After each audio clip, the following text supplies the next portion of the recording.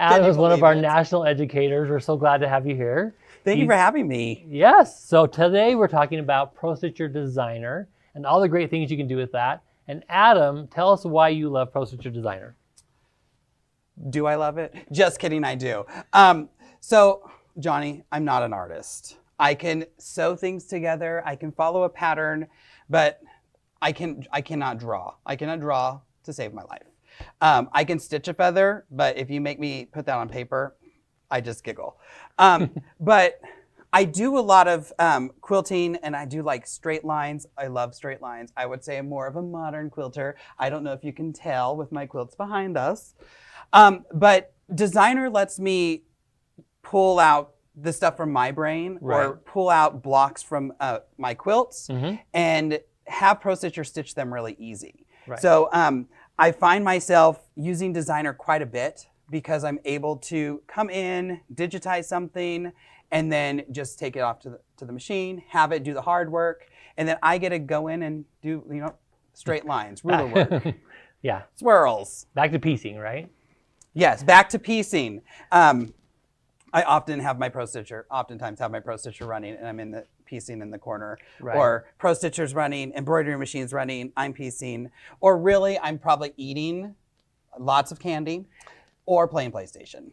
Okay, thanks. Those are my vices. All right. Those are my vices. So let's talk first about this quilt right here. We have the Plus quilt. Okay. You digitized this design. Yeah, so this was a COVID quilt that a shop that I had previously taught at did a quilt along, a mystery quilt, and I said, hey, I have fabric for that. Let's make one. And while I was making it and getting to the final layout, I'm like, oh, I'm going to digitize something. I'm going to digitize a design, and it's nothing fancy. It's just some straight line pyramids, but I was able to digitize that and stitch it edge to edge across my quilt. This is now Barry Fanilow's quilt. Who's Barry Fanilow again? Barry Fanilow is my new puppy, or I guess new-ish. She's 10 months now. Okay. Barry Fanilow on Instagram. But yeah, he's a little mini poodle, and we laughed because I called Ben. I was teaching last week, and I called and said, hey, I need you to pack up the Plus quilt. And he's like, but Barry's on it. And I'm like, okay, well, wash it, and I need to take it with me. Because this is a good kind of representation of, you can take an element out of a quilt, right? For instance, the pluses, yeah, and just kind of mirror them or echo them or in some way to create that edge-to-edge design. Yeah, I think it's awesome. Love it. It's yeah, it was super fun. I ended up uploading it to the mystery quilt site that everyone was using and said, hey, everyone, if you want to use this design, you can use it too. Oh, nice. So I share well. Very nice. Sometimes. Sometimes. Not my chocolate. Well, my Buster is my dog, and he does not have a quilt yet. So, I mean, I better get going. Yeah. You have a bunch of fabulous quilts you've been making. I have. Just let him, the other thing is our dogs lay on all the quilts. Yeah. I do laugh because I don't let them, if the quilt is not quilted on the couch, they know not to get on it. So when I'm in my studio and I'm laying quilts out on the ground to measure them and stuff, they'll walk around the perimeter. Oh, okay. So they know not to get on those. But as soon as it's quilted and it's on the couch or somewhere not in the studio, it's fair game. Okay. Let's talk about this one, this diamond quilt. What's the orientation of this quilt? Does it have an orientation? Yes. The corner colored binding always points to the bottom right. This is the bottom right. Yes. Sorry, I'm back. It's upside down and backwards. No, that's okay. So tell us about this. So this quilt, I went in, I digitized the diamond, and then I used Pro Stitcher and just placed it around. Okay. So if you'd like, we can jump into designer. I can show everyone how we digitize or how I digitize that, and yeah. Maybe just kind of jumping back as we talk about the quilts. Please do. Let's show us how you did that. All right. So I'm going to go over to my designer program. And this one is a simple diamond shape. This is the actual shape of what the piece is. I made this up, so I just kind of started cutting things and sewing them together, not really knowing how it was going to end up. Nice. And I went and I actually measured my diamonds. Okay. And I think they were 4 by 2. All right. So super easy to do in designer.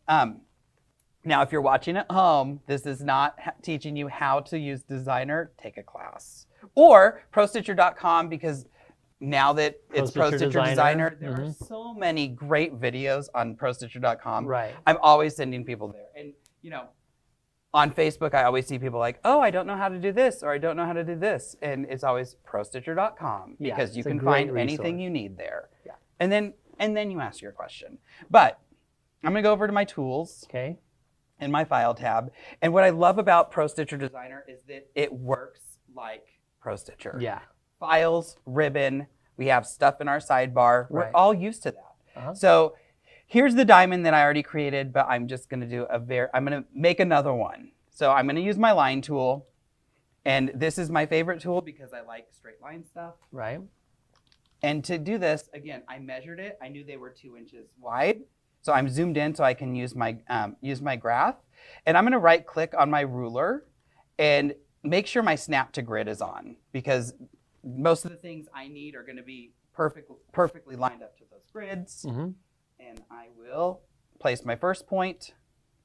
And that line tool is just going to connect point A to point B to point C. And I'll go around and click where I need those endpoints to be. When I'm done, I can right click. And there's my diamond. Nice. Not very hard. Nope. Really quick, especially if you're going to do something like this to digitize it. You know, I went in and how many times? 3, 6, 9, 12, 13 different diamonds. I just had to make it once. I can go and preview. I always preview my designs. So preview in the files. I'm going to apply stitches in the ribbon. And I run that stitch out just to check it out. It looks good. And what I love about ProStitcher Designer, and if you're using the new ProStitcher Beta, I can hit this send button, and it's going to send that right over to my ProStitcher program. And there's my design. Oh my gosh, I love it. I love being able to switch right back and forth between the two. Yeah, so this quilt actually glows under a black light because I drew a grid with a fluorescent tailor's marker. Okay. And I was able to use my ProStitcher to place them individually.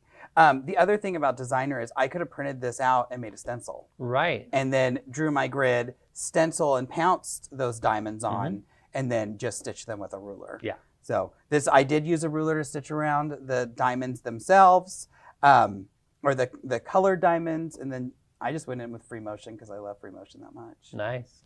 I love a swirl.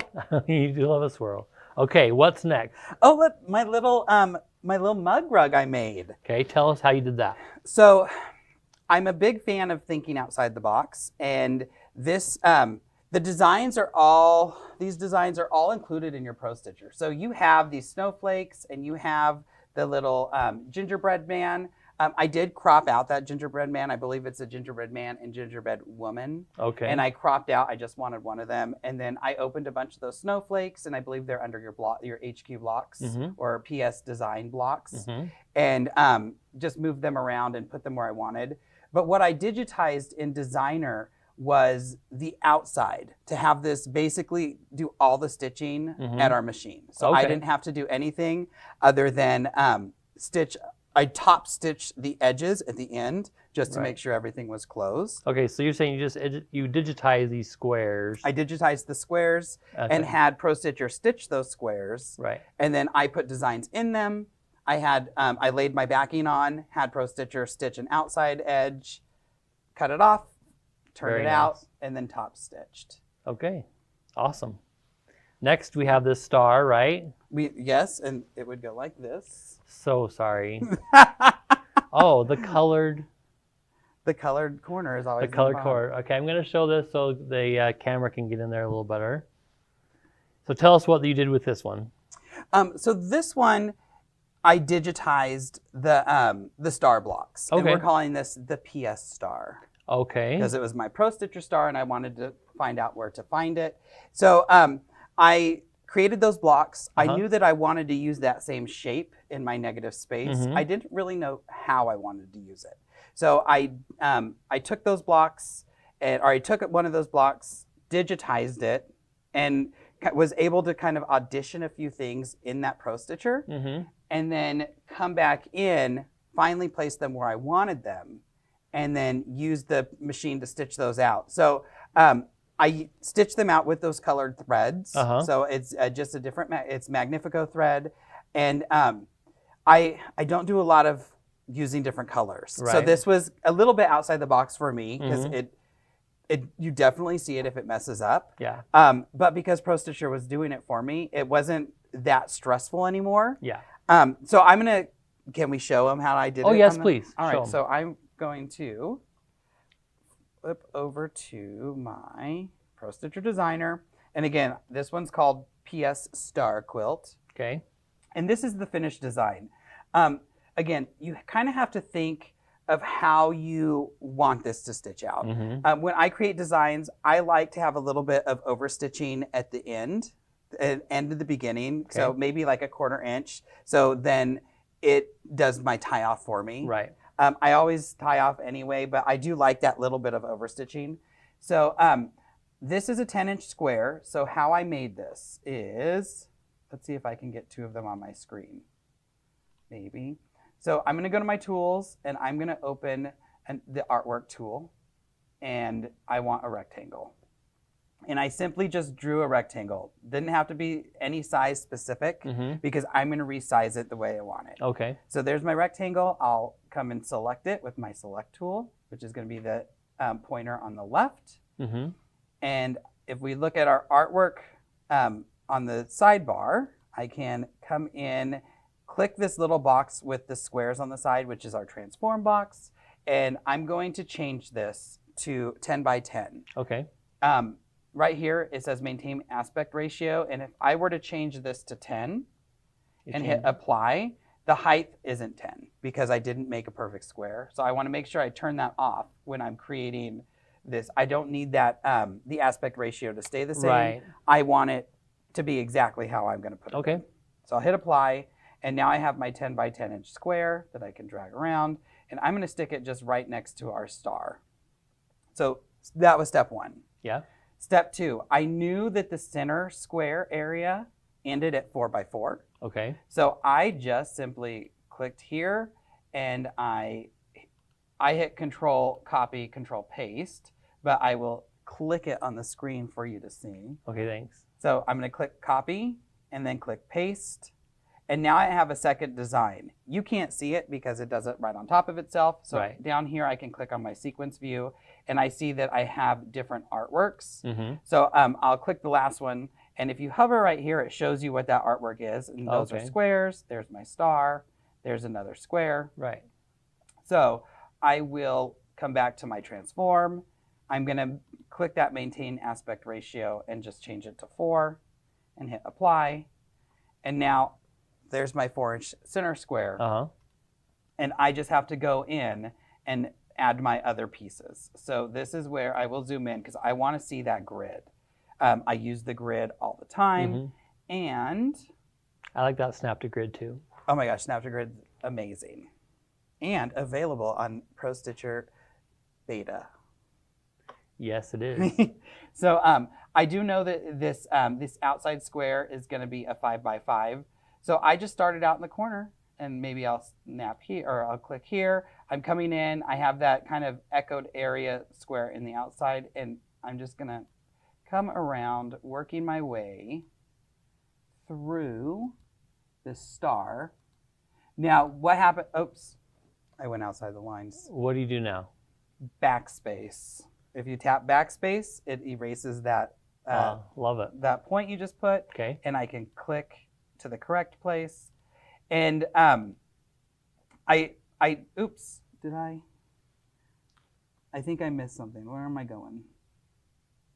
I think it looks all right. No, I have to go down a 1/2 inch. Okay. Ooh, the joys of doing a live, right? That's amazing. I get all stressed. I love it. But it's just the backspace. It's just a backspace. And I will So work easy. around. Ding, oops, clicked it wrong again. That's really fast, dude. So now that I'm here, I have that star, but I do want that center square stitched out. So I can come back in and click around. Oh, okay. And then, like I said, I like to end a 1/4 inch on my line. Uh-huh. So I do that little 1/4 inch right there, right click, and there's my design. And so tell us about stitch order. Do you have that in mind as you're drawing? Not as I'm drawing, because I can switch it later. Okay. So, so if this were me at home, I have my base outside 10-inch square. Mm-hmm. Do I want to stitch that or do I not? And that's where I'm going to start thinking about how am I going to save this. I'll click my select tool.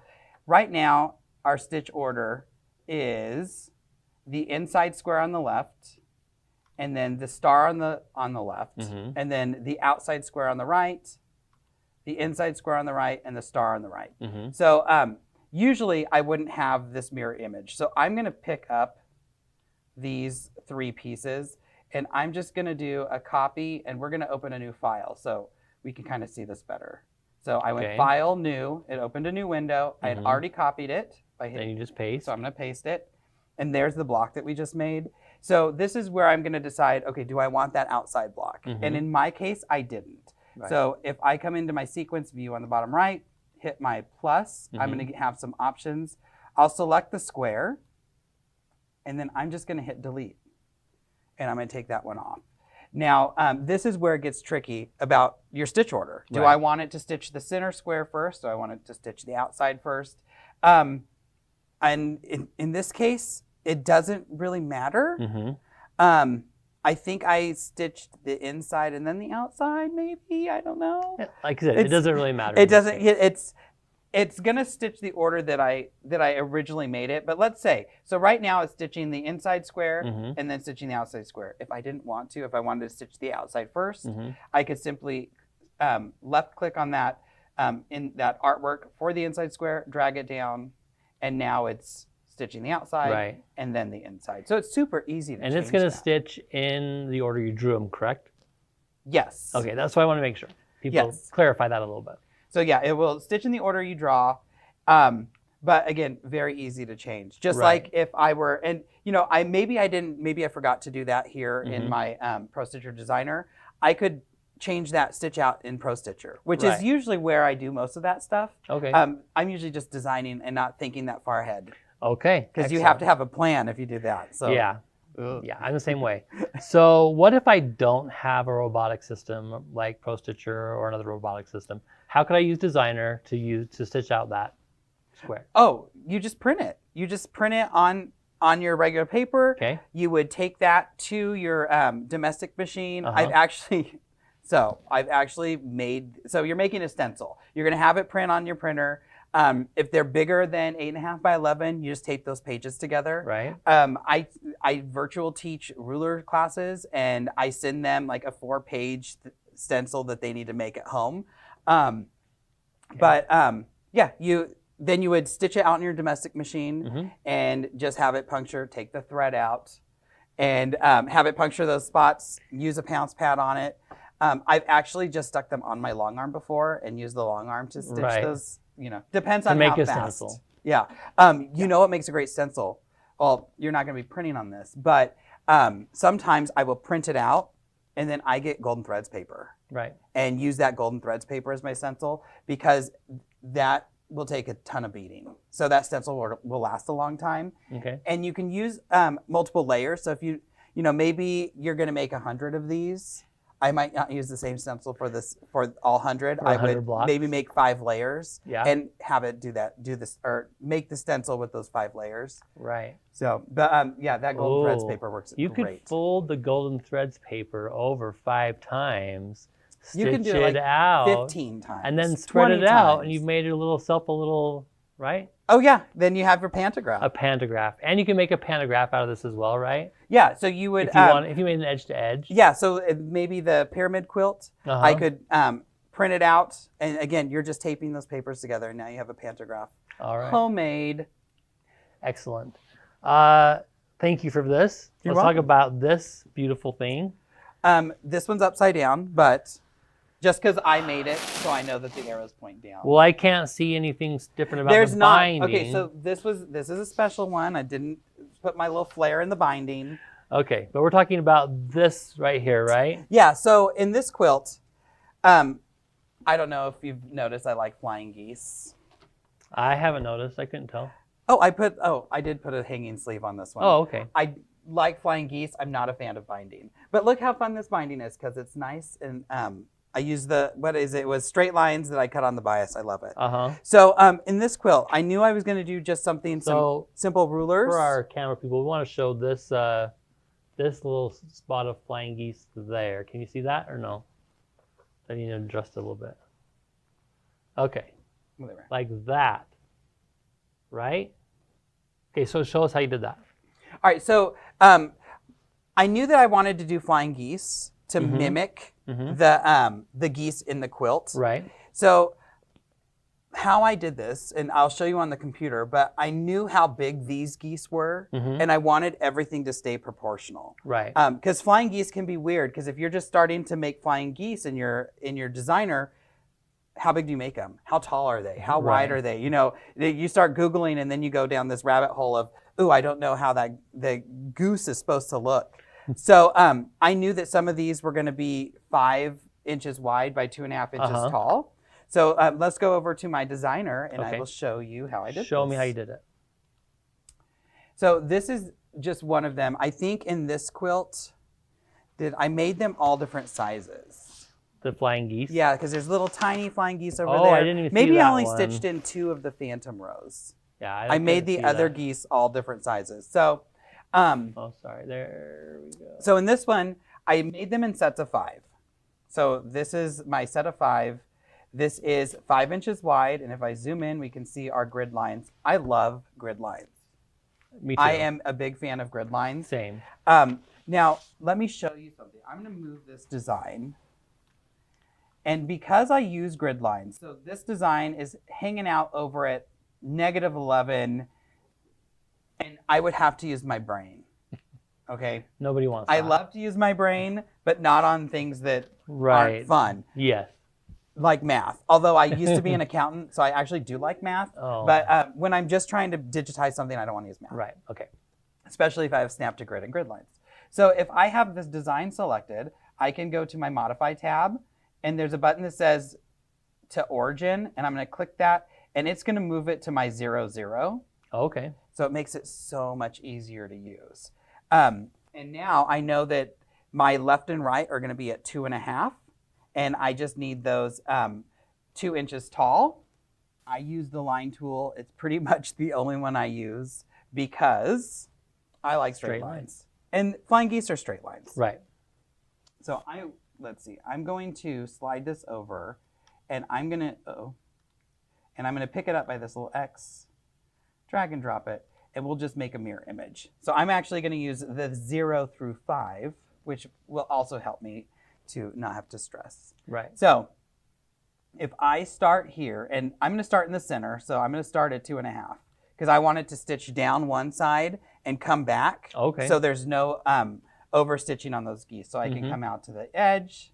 So I'm going to click 2.5 from the center, come up that 2.25, and there we are. Come back out to the side, up 2.25, out to the side, up 2.25, and I'm just going to follow this down. The important thing is you need to decide how many you want. Right. Especially when you make them this way. Because if I want 3, I can do 3. If I want 8, I can do 4. I can do 2, and then kind of line them up to stitch. But we'll just do 3. We'll say I want 3 this time. I usually hum while I do this. It makes life more fun. Oh man, I sing all the time. Everybody knows I'm a singer, so humming is good too. I was singing earlier. So here's my design. I have it set up as 3. Now, because the start and stop are in the center of the very top, this one is probably not a good one to say, okay, I need 6. Right. Because I have the start and stop in the same spot. Yeah. If I were making these where I wasn't sure how many I wanted, maybe I'm going to make 1 to be able to be stitched multiple times. I would come back to my line tool, and I'm going to, it needs to start in the center of the bottom of the goose. Okay. And end at the point. So you're going to have overstitching if you need it to connect. So if I'm here at 10, I can come over 2.5, come back to the top at 2.25. Oops. come over 2.5, connect to that start point, and then move yourself back out. So I'm just traveling over and traveling back up. You'd go back the same way? I did go back the same way. I just have to be able to connect this point back to that, to the start. I could have went around. I usually go back, and then I get really weird and I'll like flip it. Like the second one will be flipped. Because I think that's what we did here. Yeah, because you can see the overstitching. I can see overstitching on one on the side, other side. but every other side. So it depends on what my mood is that day. Okay. But again, when I get these, I always go to my preview tab, assign some stitches, and stitch it out because I want to see how that stitch out's going to work. Sometimes if I'm not zoomed in, it'll snap to grid like a 1/4 inch away, and I didn't actually close that design. Very easy to go back in and fix. Right. But this type of goose is how I created the geese on my carpal tunnel quilt. Okay. Because they aren't specifically in a certain spot. So I was able to use my Pro Stitcher, open that one design and duplicate it. And I just went through and added where I wanted them to go. So tell us how you did these phantom flying geese here, Adam. So I made that one goose unit like I had previously done, or like I showed you. Okay. And I was able to place them in here one by one, lining up those start and end points. Because we know in Pro Stitcher, we like those start and end points to line up. And then once I got them where I needed them, I was able to have Pro Stitcher just stitch that. And then I went in with the ruler and did my echoes because I could have digitized that echo, but they're not the same anywhere around. I just kind of threw it in how I wanted it to go.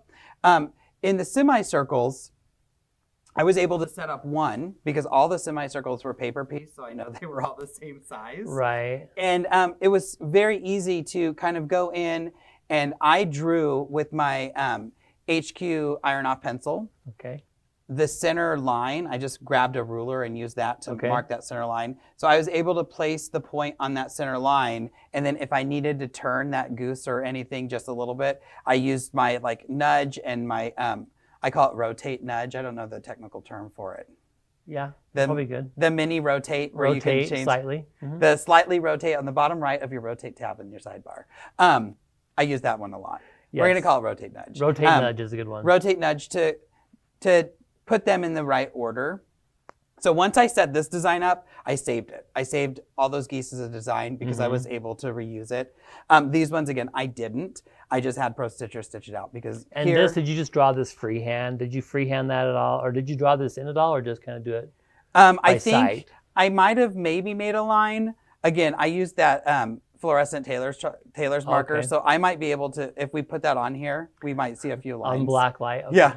And then right here, I didn't even have to draw any lines. I just stuck this first one in the center and then repeated it. Okay. So, which is very nice because of how they were set up. It was a design that was repeatable. But I say use Pro Stitcher smarter and quilt smarter, not harder. So if I can have Pro Stitcher do something for me, I always do it. In this case, if I knew how big this was, I would have set this up in Designer. Maybe you don't have Pro Stitcher. Set this up in Designer, print it out, and make that stencil. Right. And now you have the stencil for the whole quilt. And there's a few places here where you get an extra curve.